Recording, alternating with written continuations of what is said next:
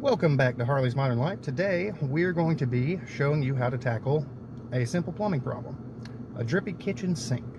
So there's a few different types of valves that you may have in a kitchen sink. Delta is one of the more common ones. It has a little spring and washer underneath, just like this.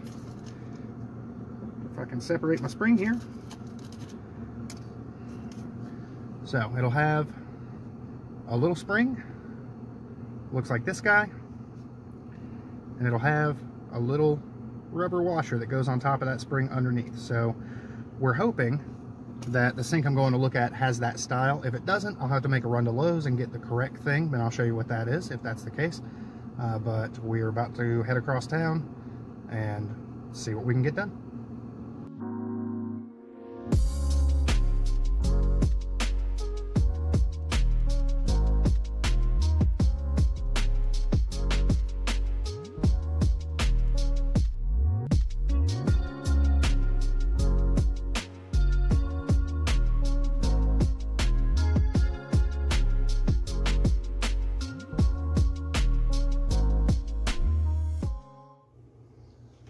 Okay, here we have the sink in question, and you'll probably hear dogs bouncing off the back door because that's just the way it goes.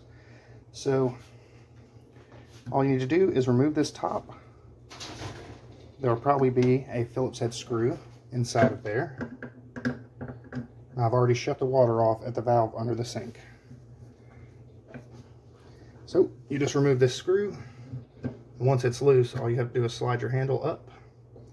I like to leave the handle in the exact orientation because it's important, the orientation of this, and if you forget, this is the stopper that prevents it from rotating too far. So if you leave the handle exactly the way you took it off, you can pick it up and check where your stopper is going to hit, and you'll know where to put that back.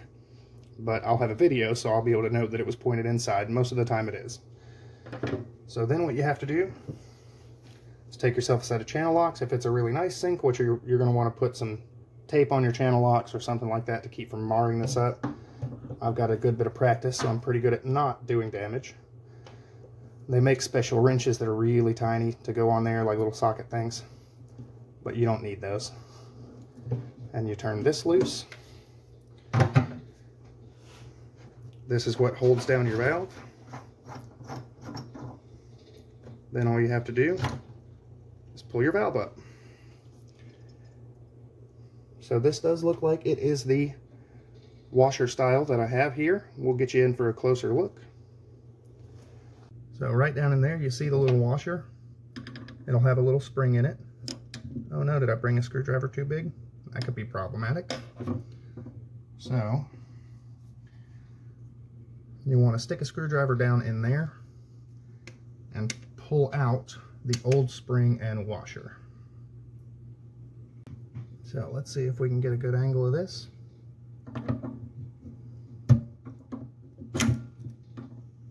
And there's your old spring, and the water got all muddied up from that rubber that's been sitting in there. That was your old washer. There's your old spring. Now all you need is to slip a new washer on top of your screwdriver and a new spring underneath, just like this. And it's a little bit easier when you don't have murky water, because even I can't see what I'm doing right now. Let's see if we can get some of that out of there. It's a little better.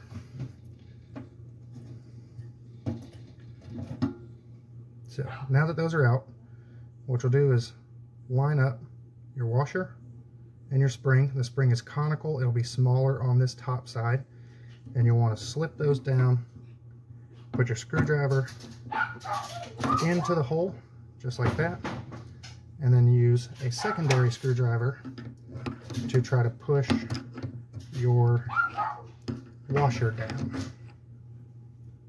I'll go ahead and get that done and show you what it looks like.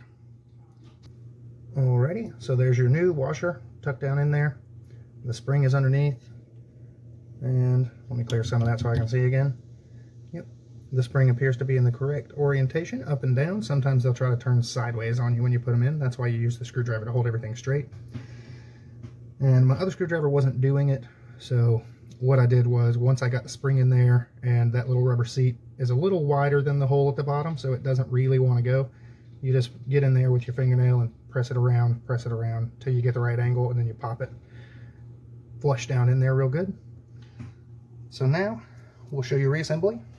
Okay, so on these valves, it's got two little holes on the bottom, so when the sink is turned open, it moves over top of that little washer that we put in there and allows water to come through. When it's turned closed, it rests right here on the flat spot. So you'll also want to inspect this surface and make sure that it's smooth. And we've got a little bit of a black mark there, which feels a little bit like corrosion, but we'll test it out. We'll test it out and see if that's what was causing our leak. The other washer was really flat, so I think that's what it was. But you also have a little tab right here and a little tab right there, and there's two notches on either side of that. And that's why it's important you remember your orientation, because you can put it in the other way and then your sink won't open and close the exact same as it did before. Which isn't a big deal, it'll still work, but it might be disconcerting to people who are used to things being a certain way. So you just line up your tabs, you push that down, you can see the spring pushing it back up. It wasn't doing that before. Pop your collar back on. Snug it by hand. Finish it back up with your channel locks.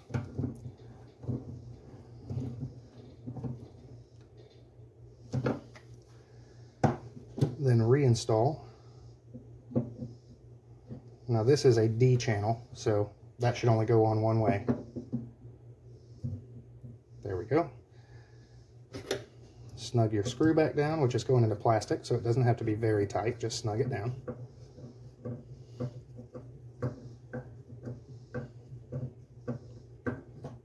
There we go, that's snugged. I'm a little bit of a stickler, so I like to make sure the H is still facing forwards. And now we'll turn the water back on, see if we're leaking. Check operation. Get all the air out of the line.